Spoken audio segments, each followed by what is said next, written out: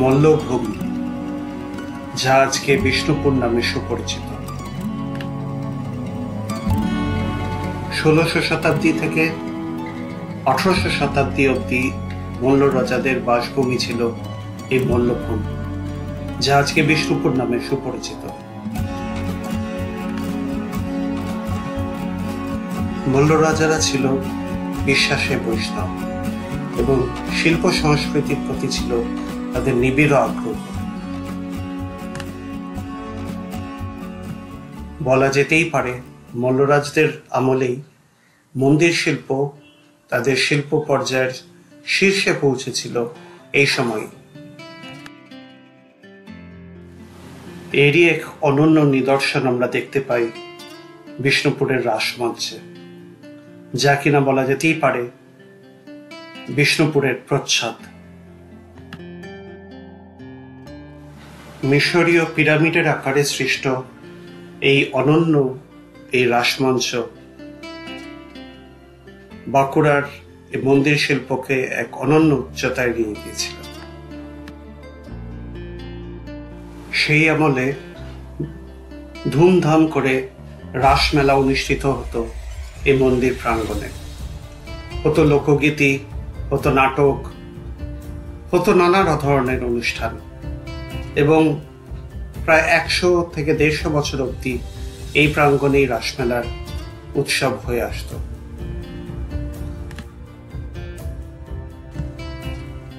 বিষ্ণুপুরকে বলা হয় টেরাকোটার মন্দির শহর, কিন্তু টেরাকোটার মন্দির শহর হওয়ার পিছনে এক ইতিহাস রয়েছে।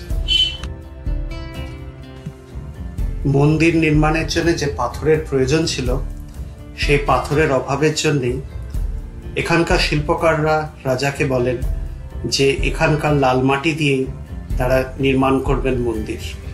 সেই লাল মাটি পুড়িয়েই তারা এই সুন্দর এই মন্দিরগুলো সৃষ্টি করেন, এবং তখন থেকেই আরম্ভ টেরাকোটার এই মন্দির শিল্প, যা ভারতবর্ষের আর কোথাও খুঁজে পাওয়া যায় না।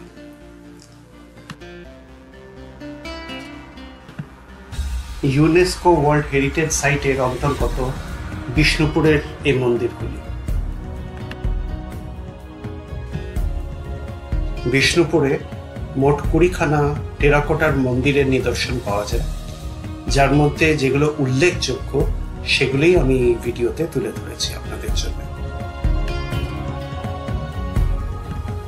এর মধ্যে প্রথম নম্বরেই থাকবে রাসমঞ্চ, যা কিনা আপনি আগেই বলেছি যেন বিষ্ণুপুরের প্রচ্ছদ। এই রাসমঞ্চের প্রাঙ্গণে হাঁটতে হাঁটতে আপনি চোখ বুঝলেই যেন পৌঁছে যাবেন সেই ইতিহাসের পাতায়। সেই 16শো শতাব্দী কি 17 শতাব্দীর রাসমেলার দিনগুলো আপনি চোখ বুঝে অনুভব করুন। আপনার এই মন্দির প্রাঙ্গণে হাঁটতে বেশ ভালোই লাগবে।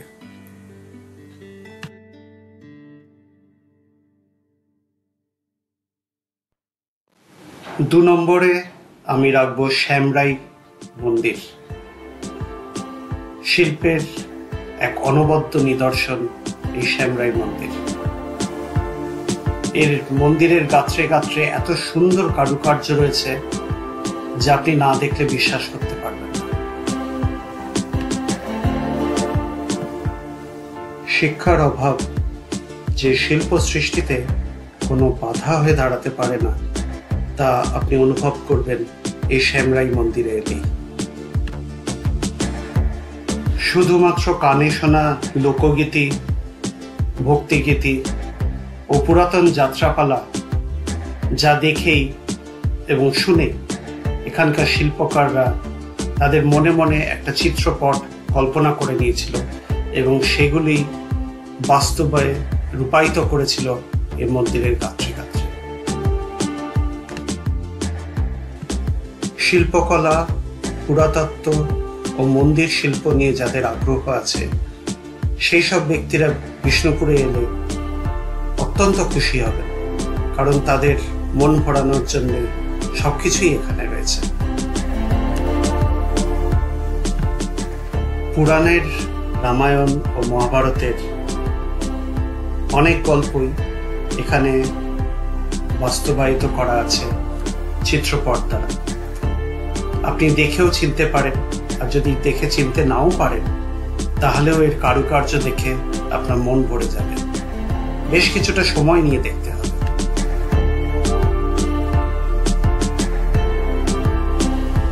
শ্যামরাই মন্দিরের আকৃতিটাও অন্যান্য মন্দিরের থেকে একেবারে ভিন্ন।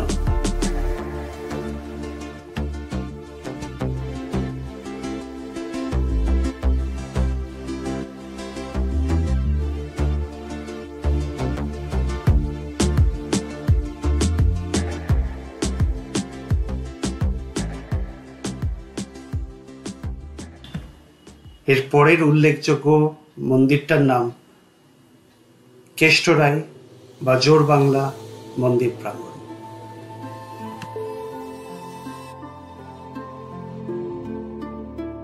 হঠাৎ করে দেখে মনে হবে যেন দুটো মন্দির পাশাপাশি জোড়া দেওয়া। এর এক নিদর্শন আপনারা দেখতে পাবেন কলকাতার ইকো পার্কে।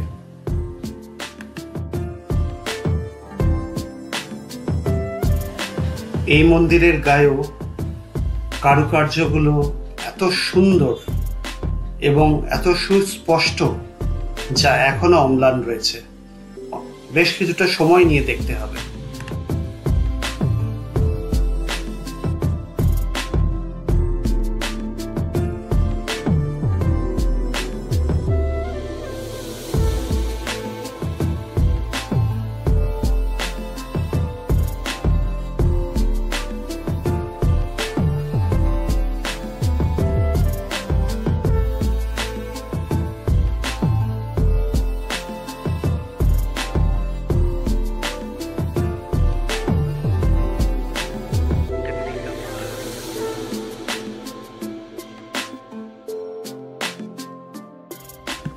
মাঝে মধ্যে কিছু জায়গায় এরকম ফাঁকা দেখতে পাবেন। সেই জায়গায় যে কারুকার্যগুলো ছিল হয়তো সেগুলো নষ্ট হয়ে গেছে, সেই জন্যই সেগুলোকে সরিয়ে ফেলা হয়েছে।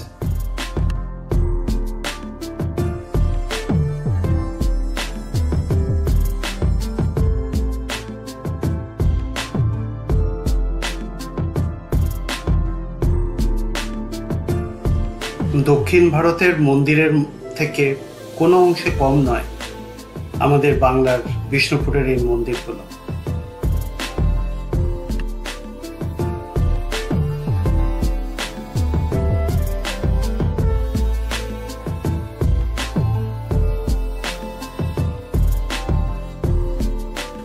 বিষ্ণুপুরের এই মন্দিরগুলি কাছাকাছি ছড়িয়ে ছিটিয়ে, তাই একদিনের সফরেই দেখা নেওয়া যায় সবকটা মন্দির। উইকেন্ডে বা হাতে একদিন দুদিনের ছুটি থাকলে আপনি ঘুরেই আসতে পারেন কলকাতার কাছাকাছি এই মন্দির নগরী থেকে।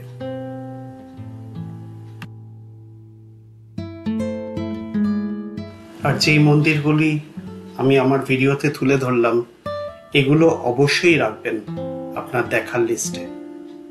বাকি দু একটা যদি আপনি মিসও করেন তাতে আপনার কোনো অসুবিধা নেই, কারণ এই মন্দিরগুলোতেই কারুকার্য সব থেকে ভালো রয়েছে।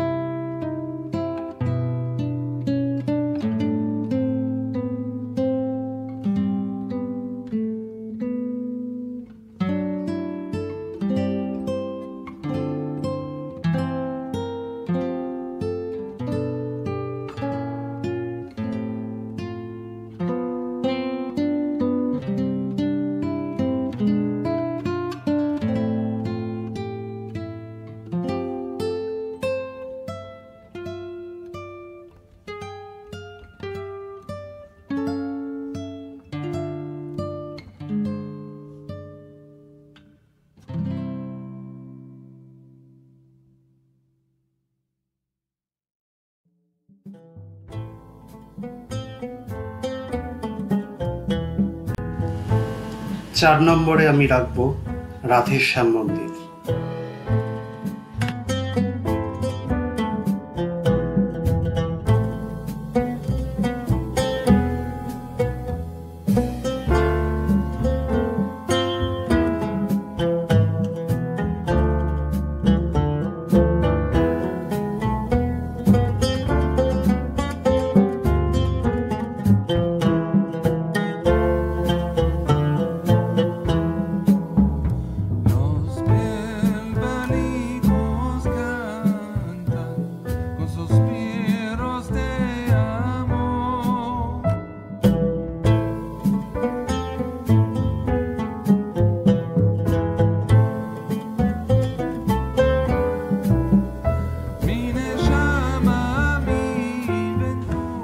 রাধেশ্যাম মন্দির আর মদন গোপাল মন্দির, এই দুই মন্দিরের গাত্রে আপনি কৃষ্ণলীলার নানা দৃশ্য আপনি দেখতে পাবেন।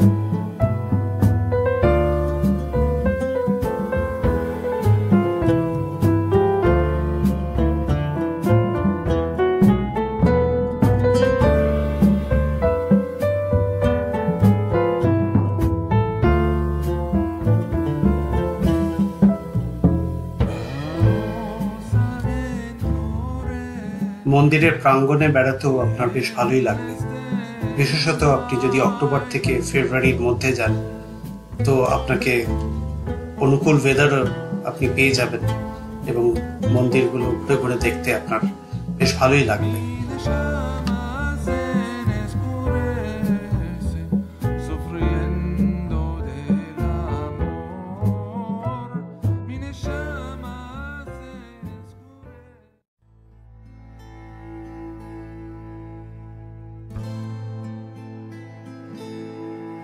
এর পরের উল্লেখযোগ্য মন্দিরটির নাম হচ্ছে মদন মোহন মন্দির। সরি, আমি ভুল করে মদন গোপাল বলে ফেলেছিলাম। কৃষ্ণলীলার বিভিন্ন দৃশ্য এখানেও আপনি এসে দেখতে পাবেন। এখানে মন্দিরের গায়ের কাজগুলো অনেক বেশি স্পষ্ট এবং এখনো ক্ষয়ে যায়নি। রাধেশ্যাম মন্দিরে অনেক কাজ ক্ষয়ে গেছে, কিন্তু এর গাত্রের কাজগুলো এখনো অক্ষুণ্ণ রয়েছে।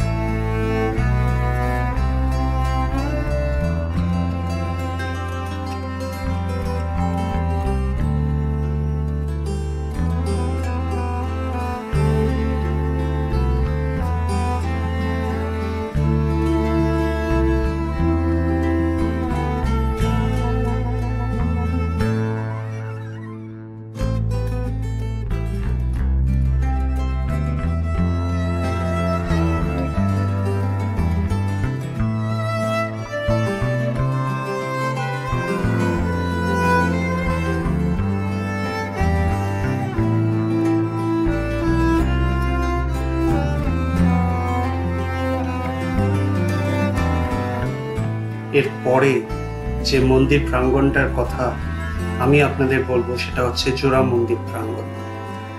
এখানে মোট 3টি মন্দির দেখতে পাওয়া যায় এবং একটা বিরাট প্রাঙ্গণের মধ্যে এই মন্দিরগুলো রয়েছে।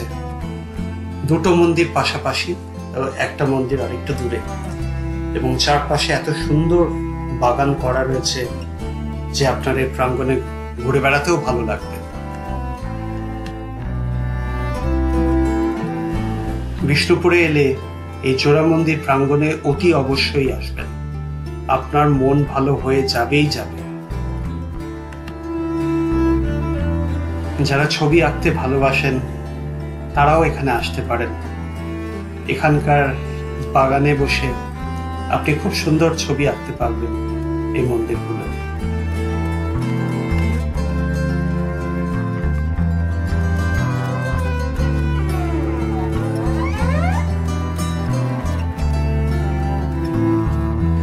পরিবেশের জন্য আমার সব থেকে সেরা লেগেছিল এই মন্দির প্রাঙ্গণটি।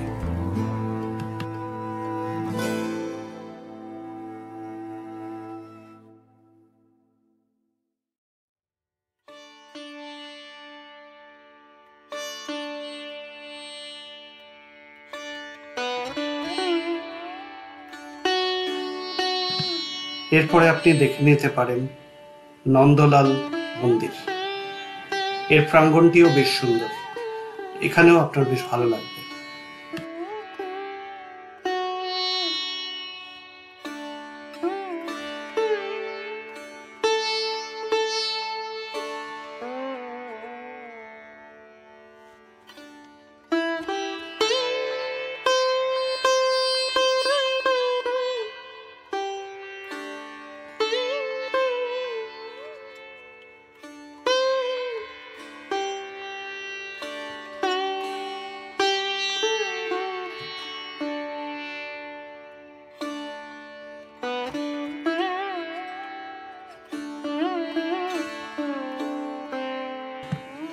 মার্জনা করবেন যদি আপনারা আমার এই ভিডিওটি দেখে আপনাদের ভালো লেগে থাকে।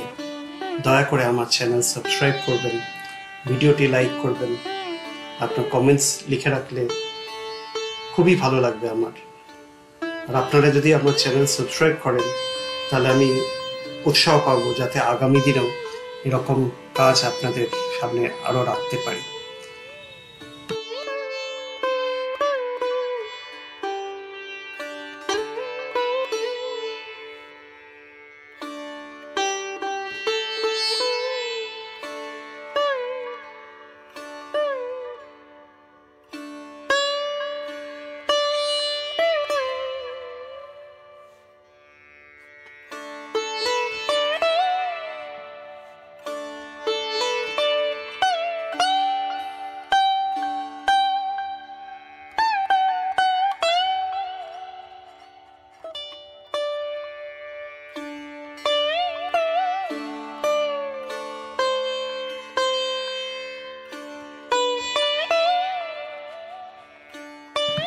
এখানে এসে দেখে নিতে পারেন দলমাদল কামানো।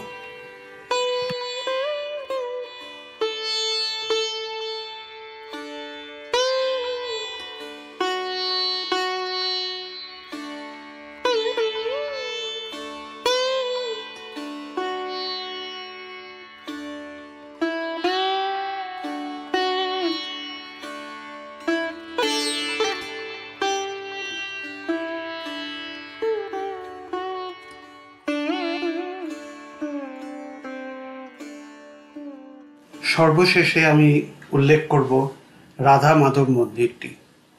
এই মন্দির প্রাঙ্গণে ঘুরে দেখতেও আমার বেশ ভালো লেগেছিল। মন্দিরের প্রাঙ্গণ দুই খুব আকর্ষণীয়, অতি অবশ্যই আসবেন এখানে।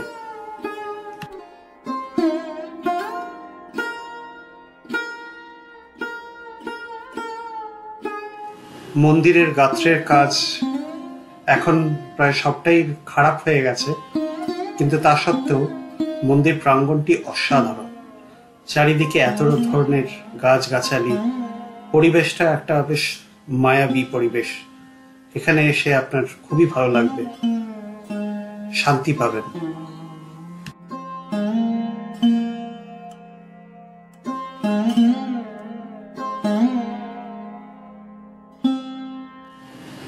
আজ এই পর্যন্তই, ফিরে আসবো আরেকটা নতুন ভিডিও নিয়ে, একটা নতুন কোনো জায়গা গল্প নিয়ে। ততদিন পর্যন্ত দেখতে থাকুন আমার চ্যানেল ট্র্যাভার্সিং মাইন্ড, এবং প্লিজ চ্যানেলটা সাবস্ক্রাইব করে আমাকে উৎসাহিত করবেন। সবাই ভালো থাকুন, নমস্কার।